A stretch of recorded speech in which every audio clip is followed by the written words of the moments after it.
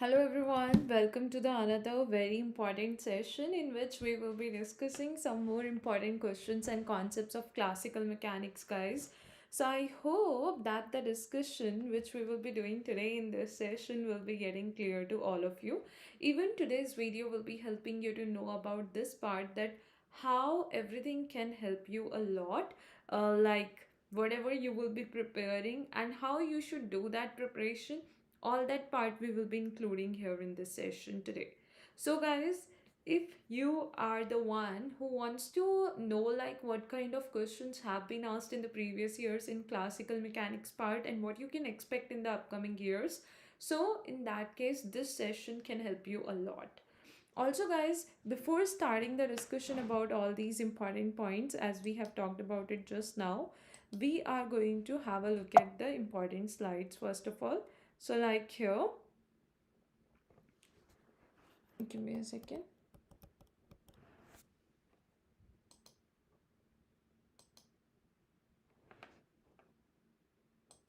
Okay, so these are some of the slides like having details about the session or about me, and then about the community feature. And this is how everything is gonna be there. This is regarding the iconic subscription, guys. So how iconic subscription will be helping you to take your preparation to the next level. All that has been shown here on the screen. Even notes are now available on the learning app, which will be helping you to take your preparation to the next level. This is regarding the plus subscription, and this is going to be about the light subscription. About the plus iconic and the light subscription, you can clearly have a look at the difference between the different subscriptions, and depending on whatever you find more beneficial for you, you can take that subscription and start your preparation under the guidance of top educators. Even in upcoming days, so many new courses by the top educators will also be starting on Unacademy, guys, which will be helping you to a lot to take your preparation to the next level and to do the best preparation for your upcoming exam. Now guys, in this case what will happen, you can have a look at this part too. That is going to be like regarding the community feature, because it will be helping you a lot to get the latest updates about the important points and the important things. The another one is here regarding iconic and the plus and the light subscription. Okay, so I hope each and everything is getting clear to every one of you guys, but in case if there is anybody having any doubt, you can surely let me know about it. Now the next thing is, guys, we will be taking the important questions from the previous year's CSIR NET exam, and you will easily get to know about this part, that how everything like you will be preparing will be helping you a lot. Okay, and what kind of preparation you actually need to do. So let's just start taking the questions right now. And as you know that we are going to have so many new courses starting on Unacademy in upcoming days, which will be helping you a lot to take your preparation to the next level and to do the best preparation for your upcoming exam. So all these are the details about the subscription and how everything will be helping you. Now let's go ahead to start doing the analysis of the like previous year question papers and how everything you need to consider so that you can get the great help from these parts. So the first thing I would say you have to or you should try to cover up is the small oscillation part. In that part, like they generally ask you to find the angular frequency, the time period, okay, the stable or the unstable equilibrium points, like that. So if I'm going to talk about the first one, it's going to be a particle of unit mass moves in a potential Vx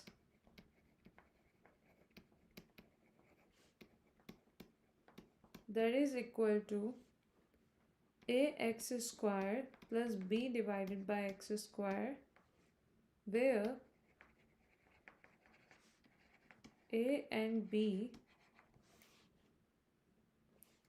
are positive constants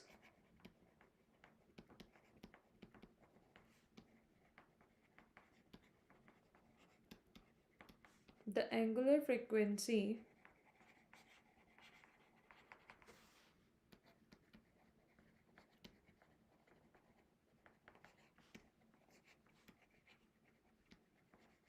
of a small oscillations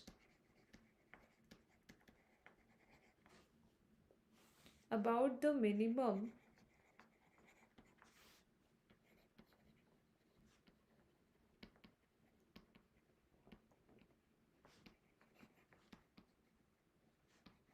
of the potential is.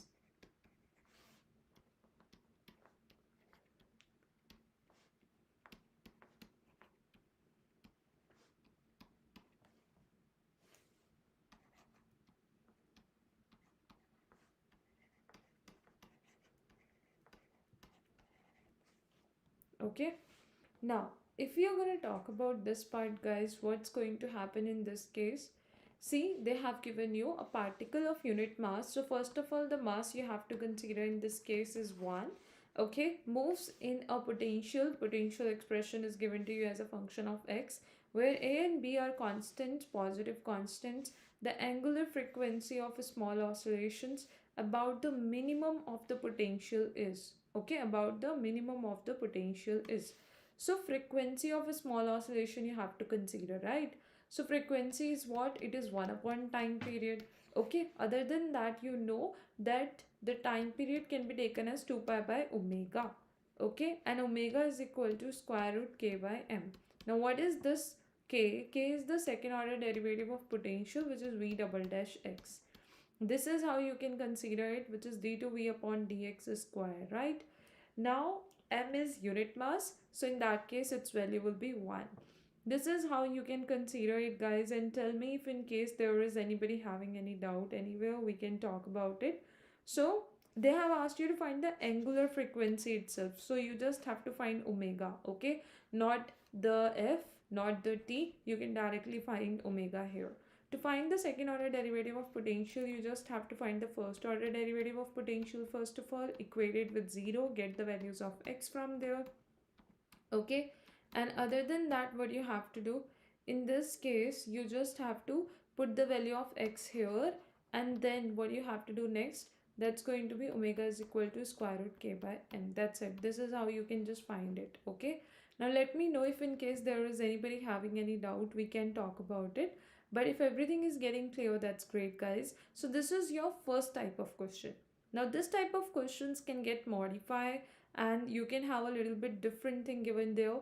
Now how they can get modified, we'll talk about that part as well. So here is your next question, which is going to be two particles of identical mass move in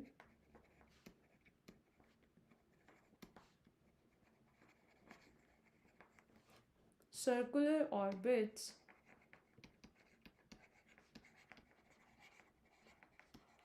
under a central potential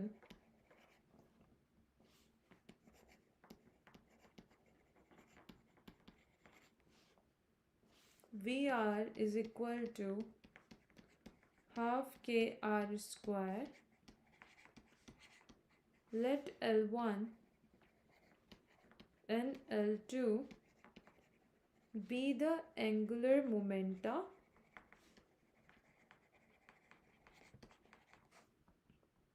and R1, R2 be the radii of the orbits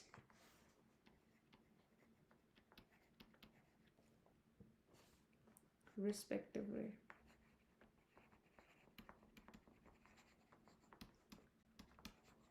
If L1 divided by L2 is equal to 2, the value of R1 divided by R2 is, options are root 2, 1 upon root 2, 2, and the next one is 1 upon 2. Okay, these are the options we are going to have here. So in this case and in the previous one, what is the difference? Look at this part. In this case, they're talking about circular orbits, they're talking about central potential, they're talking about angular momenta. If anytime you will have any such thing given to you, you can't use the given potential directly. you have to write the effective potential in this case, which is going to be J square upon 2mr square plus VR. Okay, this is how you can simply write it. VR is equal to half kr square and J is going to be your angular momenta, right? So this is how, guys, this is going to be quite different than the what we have talked about. Now next one is going to be here. So what it is, it's going to be your next question. These were related to small oscillation, related to angular momenta part, how they are going to be different type of questions we can have in the exam. Now next we will be considering is from the Hamiltonian and Lagrangian dynamics. So sometimes you can have the separate questions from both the topics, but even if you will be able to work on the topic which is going to be merged topic of Hamiltonian and Lagrangian, then in that case what will happen? It's going to be the question we are going to have the Hamiltonian of a simple pendulum consisting of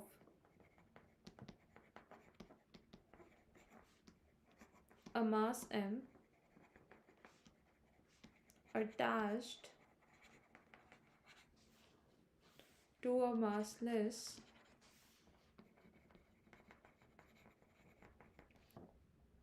string of length L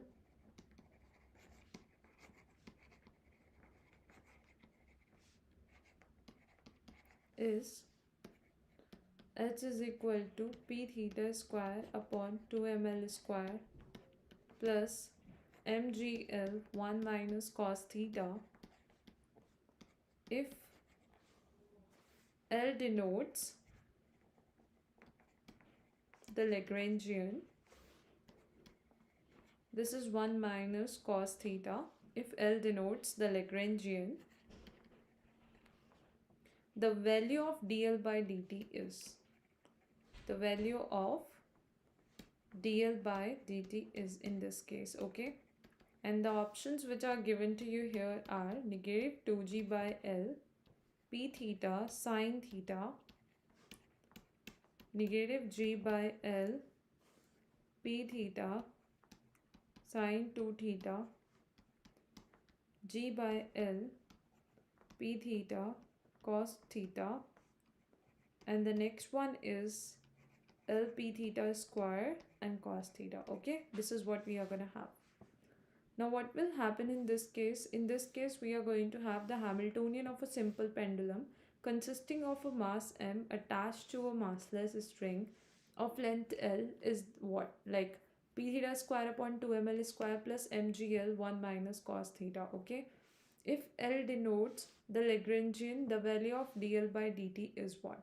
So in this case you can see they have given you Hamiltonian first of all, and then they are asking for the total time derivative of Lagrangian. So what is the formula for any such case? It is going to be the the Poisson bracket of L with H plus delta L upon delta T. Now what it is? So anytime whenever we want to find the total time derivative of any of the, like, let's say function or anything which is given to us with respect to time, okay, so in that, or total time derivative simply you can say, so in that case it's Poisson bracket with the Hamiltonian you have to take, and then the partial differentiation of that part. This is how you can just consider it and you will be able to get your total time derivative.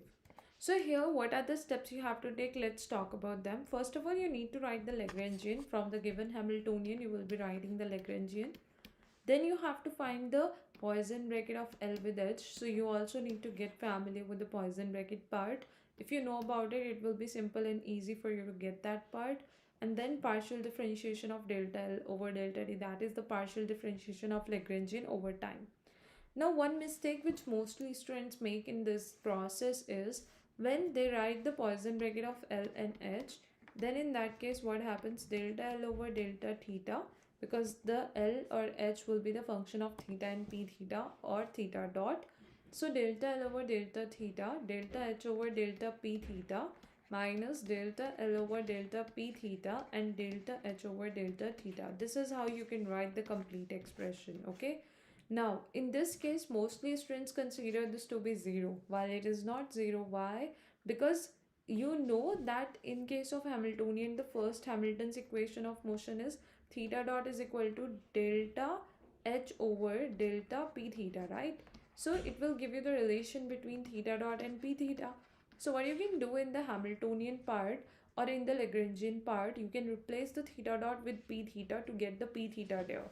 So in that case, it will not be 0. Okay, mostly students make this mistake and they just take it to be 0 and then they get the wrong answer. But if you want to avoid getting the wrong answer, then you need to take care of this part. So this was your second type of question, like anything related to Lagrangian, Hamiltonian, or both you can consider in your exams. And this is going to be even very important section for all of you guys. So if in case there will be anything like you are not getting, you are not able to understand, there is any doubt you're gonna have, you can just surely let me know about it and we can talk about that part too.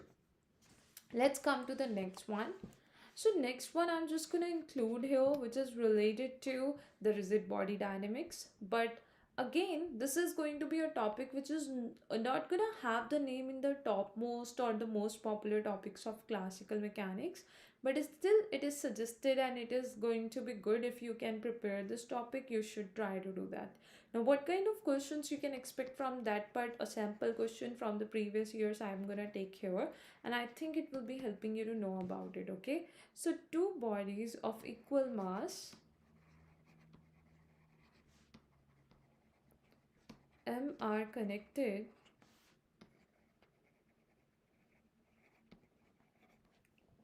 by a massless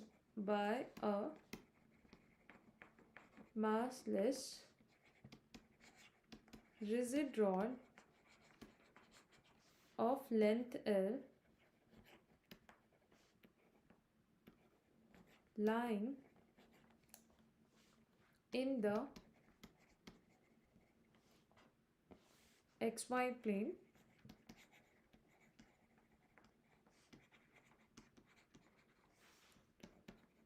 with the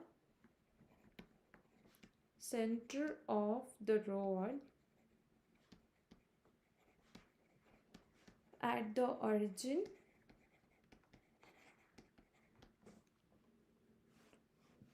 if this system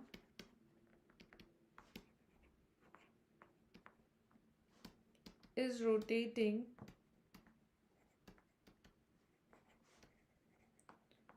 about the z-axis with a frequency omega,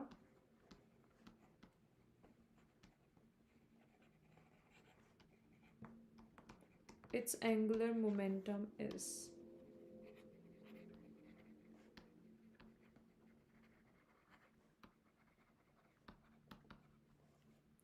Options are ml square omega divided by 4, ml square omega divided by 2, ml square omega, and option D is 2ml square omega. Okay, now in this case, this is your question from the rigid body dynamics. They have given two bodies of equal mass m are connected by a massless rigid rod of length L lying in the xy plane. Okay, so which plane that has been given? The system is going to be what? Rigid rod with the center of the rod at the origin if the system is rotating about the z-axis with a frequency omega, its angular momentum you have to find. So here we need to know that J is equal to what? I times omega. Okay, J is equal to I omega. That is your angular momentum. I is the moment of inertia, omega is the angular frequency omega given to you, so that's going to be omega. So just you have to work on finding the moment of inertia for the given situation and you are going to get the answer. That's it. So this is how, guys, even you can consider the rigid body dynamics based question. So only two things were needed there. One was the moment of inertia formula. Other one was like you should know about the let's say what is angular momentum in any such situation. So if you will be familiar with that part, you can easily consider it and get it. Okay, Now let's have a look at the next one.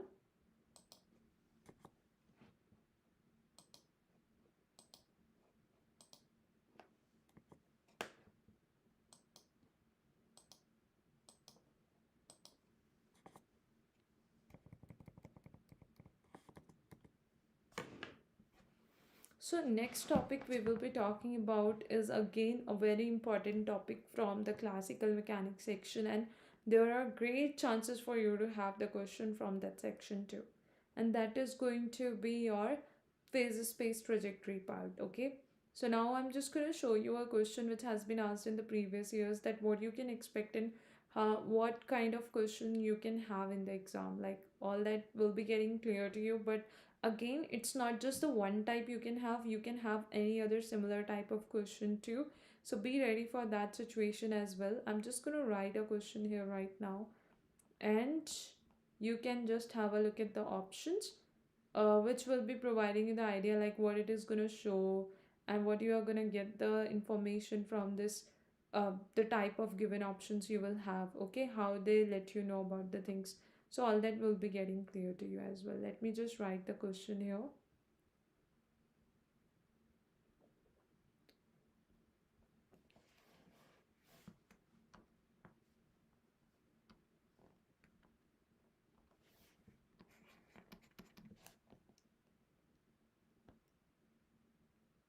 It's here.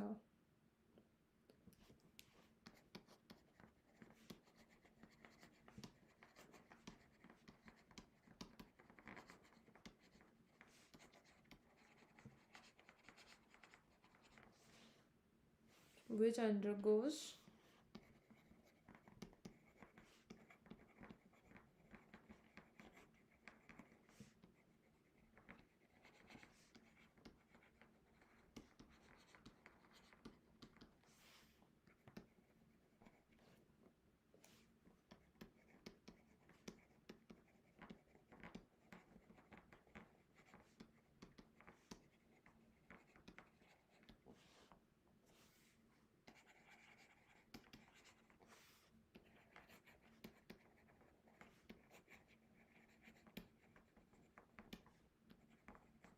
which of the following figures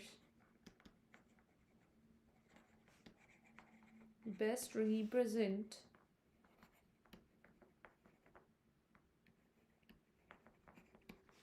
the phase space?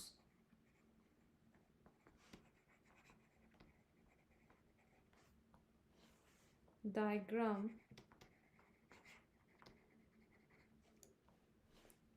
for the pendulum.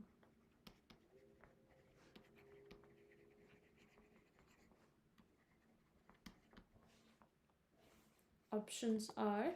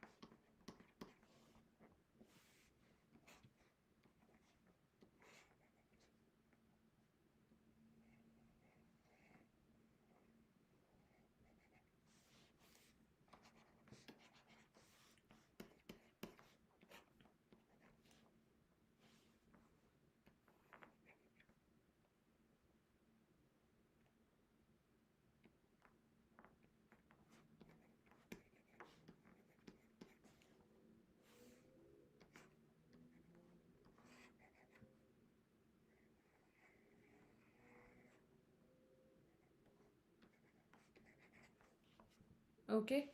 Now, in this case, you can have a look at this part, guys. See, it is showing you the distance, the x value is increasing, okay? This is showing you the x value is decreasing because it's like arrow is inward, okay? And this is going to be a closed trajectory. And this is how like it's increasing and decreasing part you can easily get. So mainly whenever we want to draw the phase space trajectory, we consider the momentum versus position graph, and this is how we consider the things, whether something will be increasing, decreasing, or what will be the case we will have, okay? That's what you have to take care of. Or whenever we work on the phases space trajectory based questions. For example, we will have the potential given to us. So what we do, we initially draw the v versus x graph, and other than that, once we draw the v versus x graph, what we do next, we draw the energy lines, which are going to be the lines parallel to the x-axis only.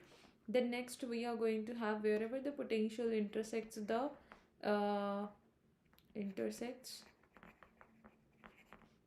the energy line, or energy lines intersect the potential graph or v versus x graph, what happens there, we are going to have the momentum zero in our momentum versus x graph there. Okay, now what happens next, you are just going to observe whether potential is increasing somewhere or the potential is decreasing. The momentum will be opposite to that. Okay, now if potential is constant, the momentum will be constant too. So this is how you just have to consider all these things, and that's how you will be able to get your answer. The final trajectory. Okay, this is how this thing will be working here.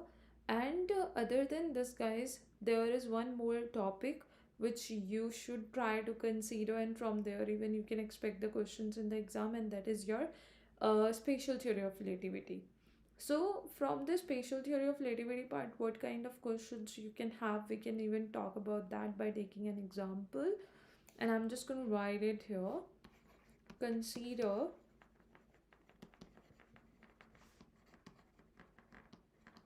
it's like just analysis we are doing about the type of questions we are going to have or we can expect in the exams.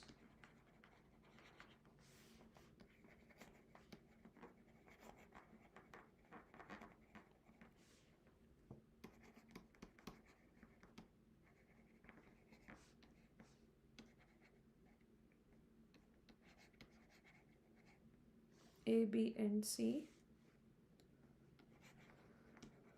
The frame B moves with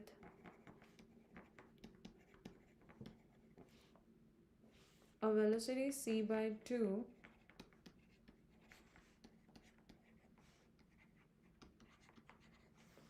with respect to A, and C moves with a velocity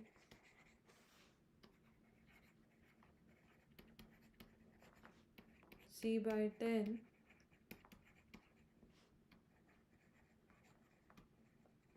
with respect to B in the same direction.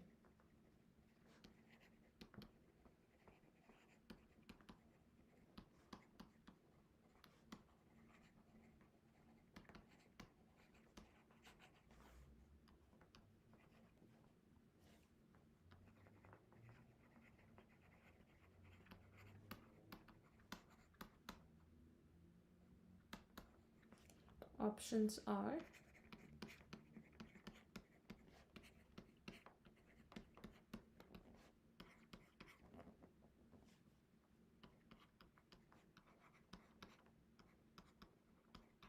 so Lorentz transformation, inverse Lorentz transformation, your velocity transformation, addition, and all of that you just have to prepare to work on any such type of questions.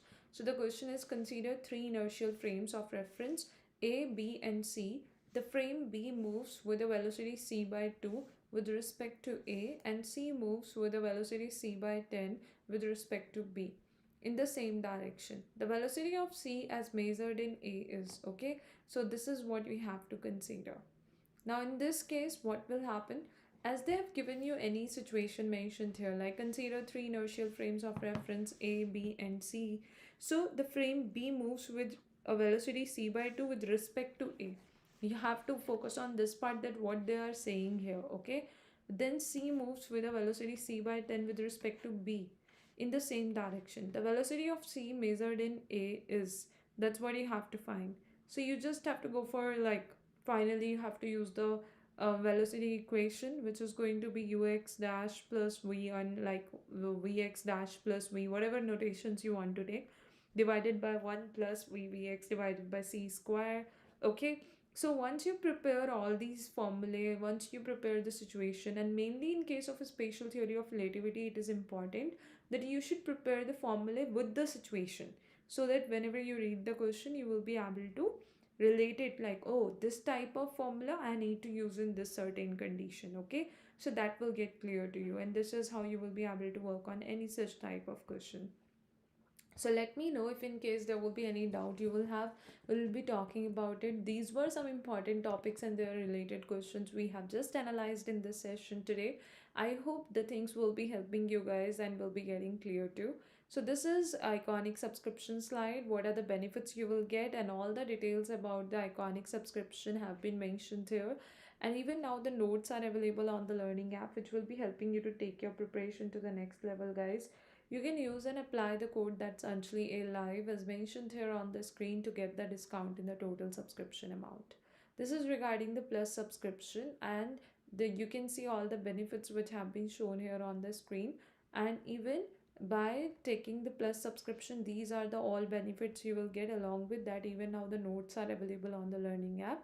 So whenever you will proceed further to take the subscription, you can use and apply the code Anjali Live as mentioned here on the screen, and you will be getting the discount in the total subscription amount. This is about the light subscription. Even whenever you will go ahead to take the light subscription, you can use and apply the code Anjali Live as mentioned here on the screen, like here itself.